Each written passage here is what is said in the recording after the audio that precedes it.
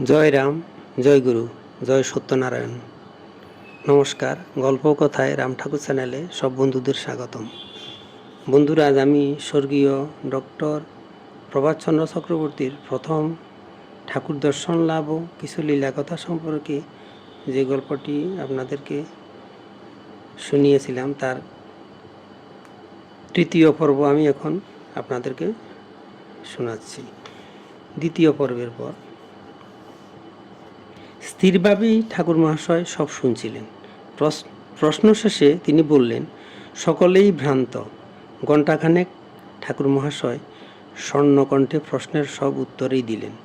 দুর্ভাগ্যক্রমে সকলেই ভ্রান্ত ছাড়া তাহার উত্তরের কোনো কথাই আজ আর স্মরণ নাই।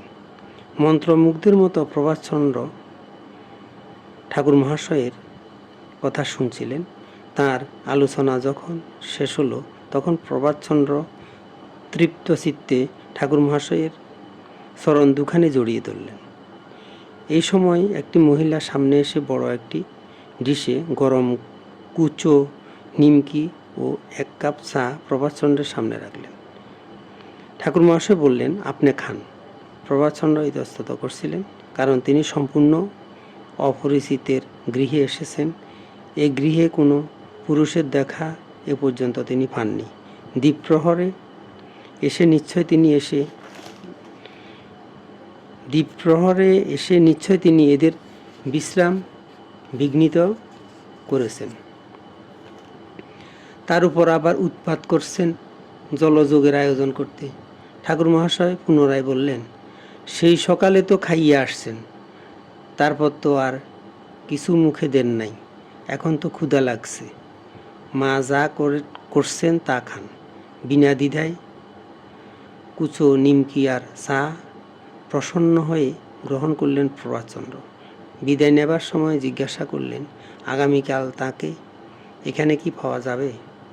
মধুর হাস্যে ঠাকুর মহাশয় উত্তরে জানালেন, এইখানে আর 3-4 দিন আছি, পারলে কাল আইসেন। পরের দিন প্রভাতচন্দ্র বিশ্ববিদ্যালয়ে গিয়ে তার আবাল্য সহপাঠী ও সুহৃদ স্বর্গীয় ডক্টর ইন্দুভূষণ বন্দ্যোপাধ্যায়ের সঙ্গে সাক্ষাৎ করলেন এবং পূর্বের দিনের সমস্ত ঘটনার পুঙ্খানুপুঙ্খরূপে বিবরণ দিলেন। পরিশেষে মন্তব্য করলেন, ইনিকে তা জানি না, হয়তো শত জীবনেও বুঝতে পারবো না, তবে এটা ঠিক এমন জনের কথা ইতিপূর্বে কোনোদিন শুনিনি। এমন সস্নেহ ব্যবহার কোথাও পাইনি। আজ আমি সেখানে আবার যাব। আমার একান্ত অনুরোধ, এই অমৃত স্পর্শের তুমিও খানিকটা অংশ নাও। সব শুনে সানন্দে সম্মত হলেন ইন্দুভূষণ। বিশ্ববিদ্যালয়ের ক্লাস শেষে একসঙ্গে দুজনে উপস্থিত হয়ে ঠাকুর মহাশয়কে প্রণাম করলেন। পূর্বদিনের মতো ঠাকুর মহাশয় উভয়কেই সমাদরের সঙ্গে গ্রহণ করলেন এবং বহুদিনের পরিচিত আপনজনের মতো ব্যবহার করলেন। সে ব্যবহার শুধু সুদুর্লভই নয়, সম্পূর্ণরূপেই পূর্ব অনাস্বাদিত। ঘণ্টাখানেক ধরে ঠাকুর মহাশয় অনেক কথা বললেন। কোনো অংশ উভয়েরই মনে হলো কিছুটা যেন বুঝতে পারছেন, কিন্তু অধিকাংশ কথাই তাহাদের সম্পূর্ণ বুদ্ধির অগম্য। তবুও বড় ভালো লাগছিল তাদের ঠাকুর মহাশয়ের সান্নিধ্য ও একান্ত আপনজনের মতো ঠাকুর মহাশয়ের আচরণে।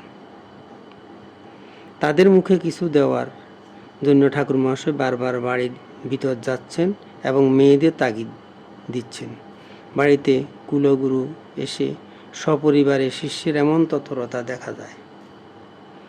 কিন্তু প্রায় অপরিচিত দুটি নবীন যুবকের তুষ্টির জন্য একটি বৃদ্ধের এমন কষ্ট স্বীকার এত তারা কল্পনাও করতে পারেন না।